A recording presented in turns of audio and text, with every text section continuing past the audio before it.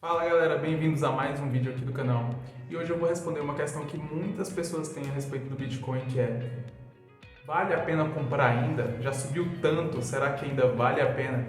Isso aí é uma questão que quase todo mundo que está começando no mundo Bitcoin se pergunta. Nossa, tava a $1.000, foi para $10.000, será que ainda vale a pena comprar? Nossa, tava $10.000, foi para $20.000, será que ainda vale a pena comprar?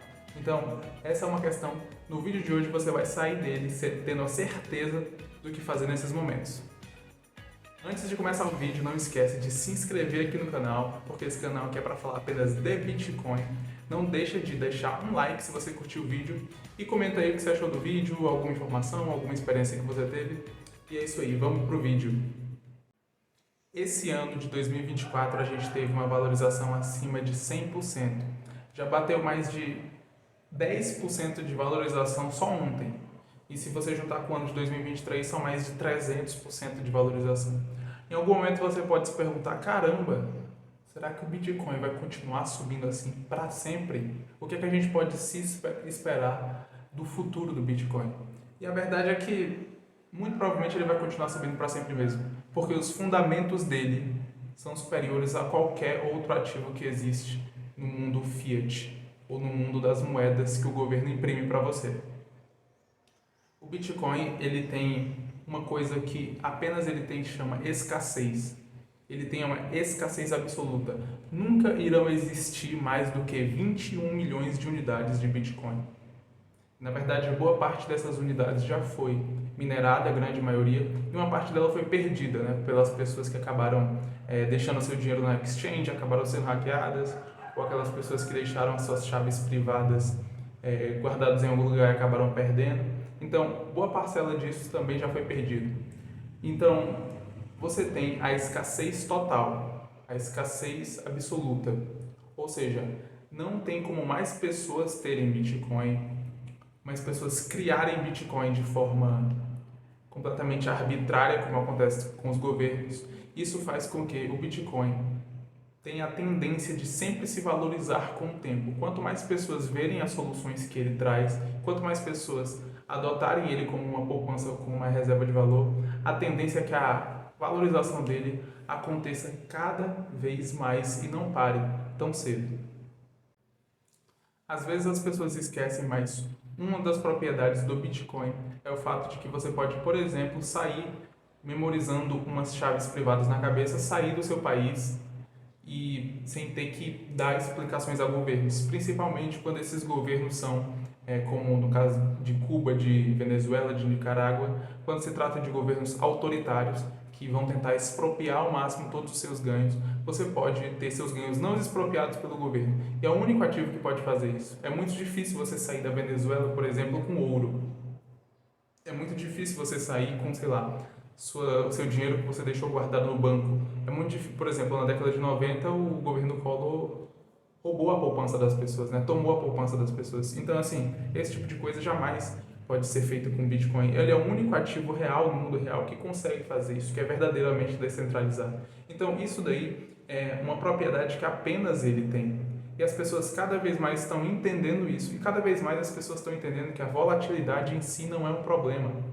Até mesmo porque os fundos que Bitcoin faz são cada vez menores. Se você for pegar os números que o Bitcoin fazia lá em 2015, ele chegava a bater, sei lá, $1.000, $2.000, depois ele caía bastante. Só que os fundos que ele fazia sempre eram menores do que os fundos anteriores. Hoje, um fundo que você pode pensar que Bitcoin pode bater é, sei lá, $60.000, $50.000. Isso daí já é muito mais do que os fundos anteriores. Então, assim, a tendência é o Bitcoin, ele passa por muita volatilidade, mas com o passar do tempo, ele também vai fazendo fundos cada vez menores. O último fundo que teve vai ser menor do que o fundo que vai ter no futuro, e assim por diante. Então, no longo prazo, o Bitcoin sempre, 100% das pessoas que colocaram dinheiro nos últimos 4 anos, com a alta que teve, estão em posição de lucro, agora, no momento que esse vídeo está sendo gravado. Porque o Bitcoin sempre vai tender a se valorizar mais, apesar da volatilidade quando você olha para o longo prazo. E a cada dia que passa, a adoção do Bitcoin acontece mais. Por exemplo, eu coloquei aqui ETF da BlackRock.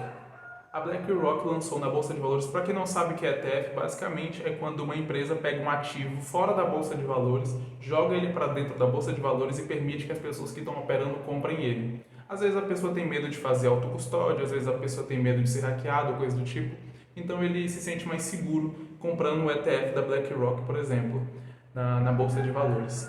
Então teve um mercado gigante de pessoas que comprou Bitcoin a partir desse momento. Ou seja, isso é uma das provas que a adoção de Bitcoin está começando a aumentar cada vez mais. Ainda tem outro ponto que é, as pessoas às vezes pensam, não, mas o Bitcoin tem transações muito caras e coisas desse tipo, porque o Bitcoin tem um problema tal. Quase tudo pode ser solucionado a partir da segunda e terceira camada. Um dos problemas que as pessoas mais levantavam, principalmente lá em 2017, 2018, era o fato das transações de Bitcoin serem muito caras. Mas a realidade é que dá para resolver isso com Lightning Network. Então, que é uma solução em segunda camada que você basicamente faz transações instantâneas para qualquer lugar do mundo a taxas baixíssimas ou próximas de zero. Então, assim, a cada dia que passa, o Bitcoin ele não é um programa estático, não é um protocolo estático.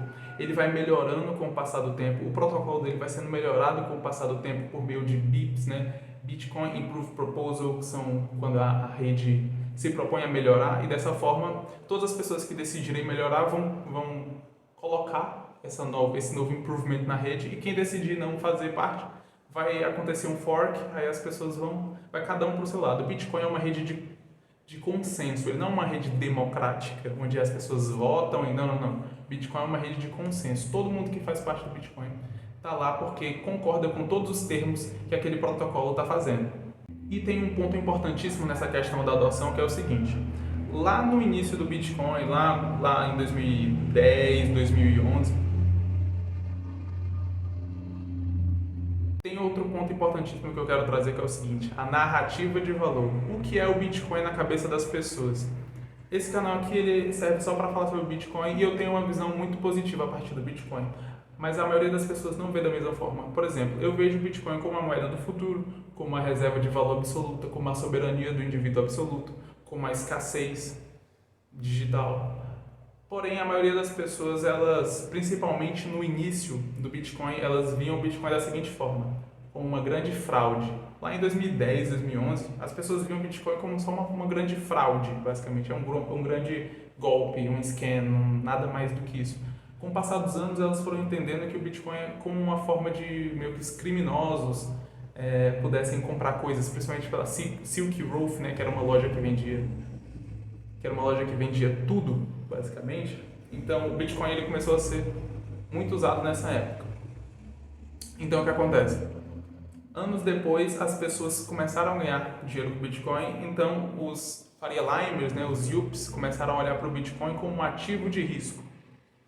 Então, ali lá por meados de 2017, 2018, o Bitcoin começou a ser tratado como um ativo de risco.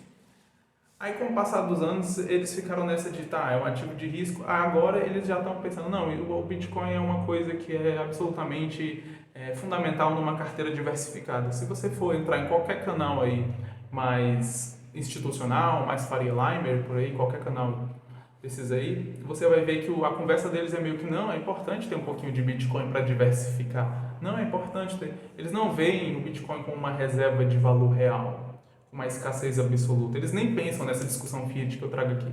Eles pensam, Bitcoin é uma coisinha para você diversificar, para você botar lá em 1% do seu patrimônio, 2% do seu patrimônio. Nada contra quem faz isso. É melhor do que não colocar nada, obviamente. Mas essa é a visão que eles têm. No dia que eles entenderem, no dia que as pessoas perceberem que Bitcoin é uma reserva de valor, Bitcoin é poupança real, é dinheiro real, é o único dinheiro real que existe.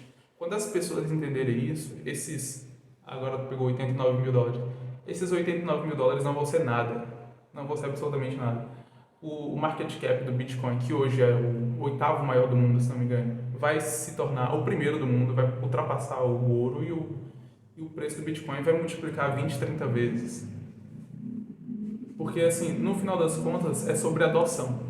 O que vai fazer o valor do Bitcoin crescer de verdade é as pessoas entenderem fundamentalmente todas as propriedades dele.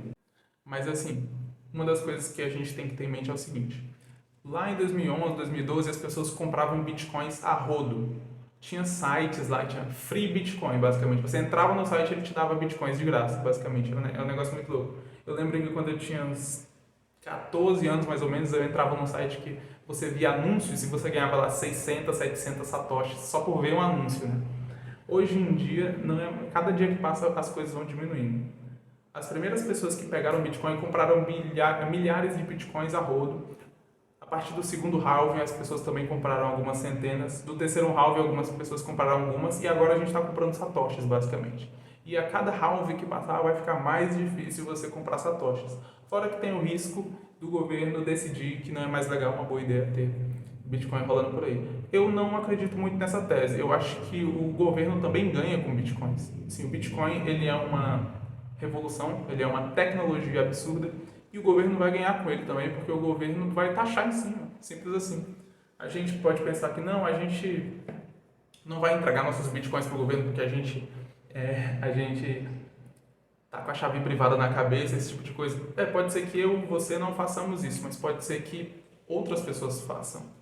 Né? Principalmente essas pessoas mais institucionais, tal, que veem o Bitcoin apenas como um ativo, apenas como um dinheiro, apenas como uma forma de especular em cima. Então, eu acho que pode ser que o Bitcoin não seja caçado por governos, pode ser que ele seja incorporado por governos. Inclusive, é isso que a gente está vendo aí, no caso dos Estados Unidos com o governo Donald Trump, onde o Trump está, assim, existem grandes indicativos, existem pessoas lá dentro falando nos Estados Unidos, a gente está vendo entrevista de pessoas que fazem parte do governo Trump, que estão comprando a ideia de que o Bitcoin vai ser colocado como uma reserva de valor nos Estados Unidos a partir do governo. A gente não sabe exatamente o que vai acontecer, mas é isso aí, eu acho que eu estou saindo um pouco do assunto do vídeo. Mas é isso daí. Esse vídeo está sendo gravado no final de 2024, então se você está assistindo esse vídeo no futuro, muito provavelmente muita coisa já deve ter mudado daí. Mas assim, então, para responder a resposta, para responder o que está de título no vídeo, eu diria que sim, ainda dá para comprar Bitcoin. Se você está pensando no longo prazo, dá para comprar Bitcoin agora. Se você está pensando no curtíssimo prazo, talvez seja melhor esperar um pouquinho para corrigir um pouquinho o preço. Mas quando você pensa no longo prazo, não tem muito o que fazer. Por questões legais, eu tenho que dizer que este vídeo não é uma indicação de investimento ou compra ou venda de ativos. Por questões legais, eu tenho que indicar isso. Mas assim, por sua conta e risco, eu diria que o correto é comprar Bitcoin para o longo prazo. Comprar para o longo prazo. E é isso aí. Esse foi o vídeo de hoje. Esse canal está começando, está com pouquíssimos inscritos, está há poucas semanas aqui no ar. Ele acabou de começar esse canal exclusivamente para falar de Bitcoin. Então, se você gosta desse assunto, se você quer ver mais pessoas falando sobre esse assunto, passando essa palavra para frente, não esquece de deixar um like, de comentar, de se inscrever, porque assim você vai estar ajudando bastante esse canal e você vai estar ajudando essa mensagem a chegar a mais pessoas. Dessa forma a gente pode fazer até com que o Bitcoin se valorize cada vez mais, porque as pessoas vão cada vez mais adotar ele como uma reserva de valor e vão enriquecer juntas também, né? Então é isso, galera. Valeu! Falou!